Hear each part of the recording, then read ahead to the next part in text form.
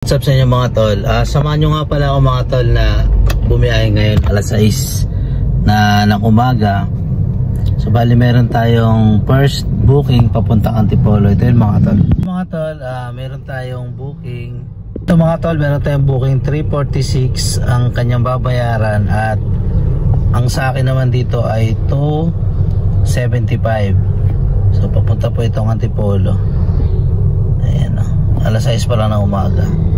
Samahan nyo ako mga tol, tingnan natin kung maganda ba ang biyahe ngayong February. Kasi noong January medyo alat yung biyahe nun eh. So yun mga tol, umpisa tayo ng 6:11. Tara, back na tayo. Sa inyo mga tol, nandito na ako ngayon sa Antipolo. Tapos wala pang pumasok na booking. Dito sa area na to medyo mataas yung booking dito. Pero ngayon ngayong panahon na to talagang may tumal talaga eh. So ito na yung mga tol. Mga tol, dito na tayo sa Antipolo. Bali, antay-antay na lang tayo ng booking. Bali, ang earnings natin ay 275, isang booking pa lang. Ngayon yan na ngayong Monday. So abang-abang lang tayo mga tol. Ang gagawin ko, medyo bababa ako ng Antipolo. Lalapit ako sa mga subdivision.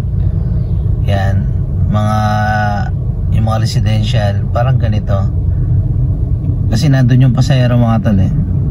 So ayan, punta na tayo dun. So yun lang mga tol. Bali nandito ako sa McDo ngayon. Bali order ako ng kape. Tas meron akong pandesal. Ganun lang mga tol. Sa panahon kasi ngayon napakamahal ng gas. Tapos syempre mahirap naman kung paikot-ikot tayo. Kaya ang ginawa ko, tatambay muna tayo dito sa mga area. May parkingan, McDo, kaya gasolinahan. Pero sa gasolinahan ngayon, kapag nagtatambay ka, papalisin ka rin ng gwardiya eh. Maliban na lang sa mga Shell, meron kasi doon select. So pwede kayo magkape doon, bibili kayo. So pwede na kayo tumambay.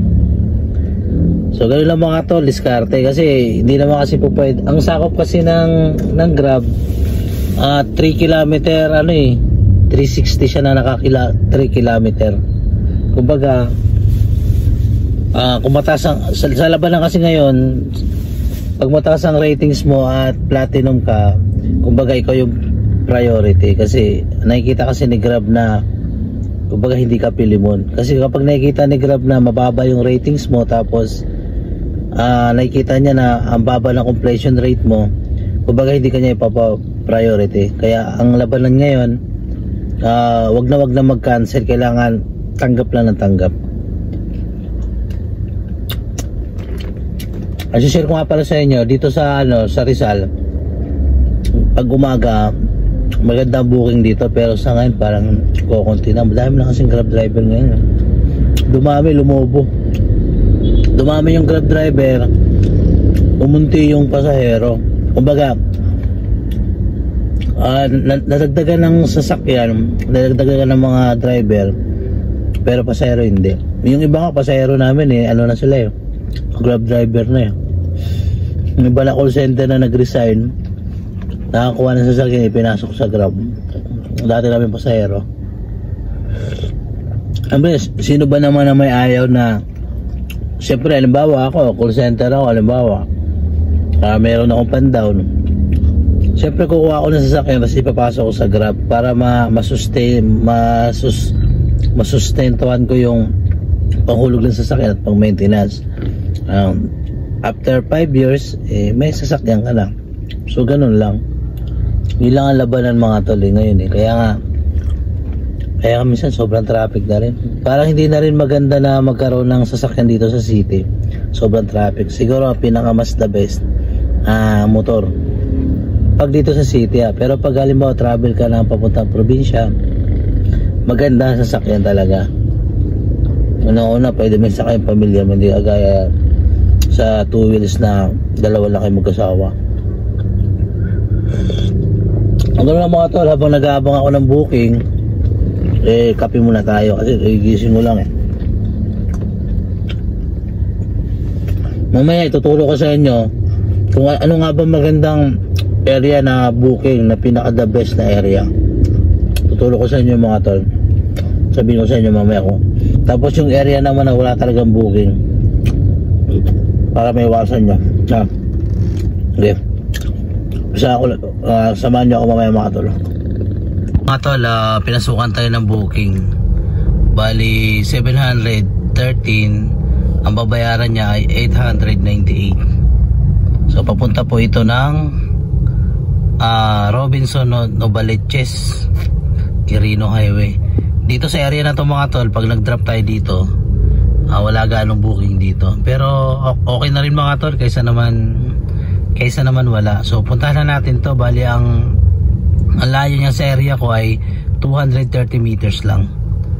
So yung mga tol, ang akin dyan ay 713, tapos yung babayaran niya 898, kasama na yung tawag nito yung commission ni Grab. So ganun mga tol, yung 713 malinis na yan sa akin. So yun, puntahan na natin yung mga tol. Nandito na ako ngayon sa Fairview Robinson mga tol, Novaliches. Ayan. So bali ang oras, bali na pick up ko siya, naka 988 na ako. Na pick up ko siya ng 7:09. Bali nakarating kami ng 8:29. Tagal-tagal din, banlayo kasi nasa 33 km din mga 30 km din eh. Tingnan natin ilang kilometro ito. Nasa 28 km din kasi siya mga tol. So ayun, nakadalawang booking na tayo at naka 988 na. So ayan, abang-abang ulit tayo ng booking mga tol. So ayun mga tol, na-drop na natin yung pasahero natin. Bali dito kasi wala kasing booking, matumal. Kumbaga ang gagawin ko, bababa ako ngayon papuntang Maynila o kaya papuntang Bayan-Bayan o sa mga condominium sa Quezon City. So doon, kahit papano may booking doon. Dito kasi malabo talaga. Dito kasi maganda kasi yung transportasyon dito eh. So ganoon lang mga tol. Abang-abang. Kaya nga ang ano ko sa inyo, payo ko sa inyo, kapag napadpad kayo dito sa mga bandang Fairview, Quezon City, babagad kayo ng Mandaluyong, San Juan o kaya Manila. So huwag kayong bababad dito, masasayang lang ang oras nyo. Kaya mas maganda kapag na kayo pababa. Ayun po, ang pinakamaraming booking bandang south, gaya ng Alabang, Muntinlupa, Parañaque, Las Piñas. Naku po, maganda po ang biyahe dyan sa umaga. Sa hapon naman medyo ano na doon, wala na ganong booking. So umaga lang maganda ron, tapos Makati, paikot-ikot, Manila, yan, ganyan lang. Feeling ko nga napakalapit lang ng ng buong NCR eh. Kasi sa araw-araw ba naman paikot-ikot ako dyan eh. Las Piñas, Parañaque, Alabang, Muntinlupa, ganun. So ganun lang mga tol. Mga tol, nandito tayo ngayon at kakain muna tayo. So bali ang oras na alauna na. Naghahanap ako ng makakainan na yung walang huli, yung parking. Ito kasing kalaban namin mga Grab eh, na kailangan mo talaga makahanap ng makakainan na mayroong parking. So ito mga tol. Mga tol, nakaset di ako ng Kalamba. Naku po, nag-glitch. Nakaset di ako ng Kalamba mga tol, tapos naka 1.8 na ako 1.8. So mahina talaga biyahe ngayon.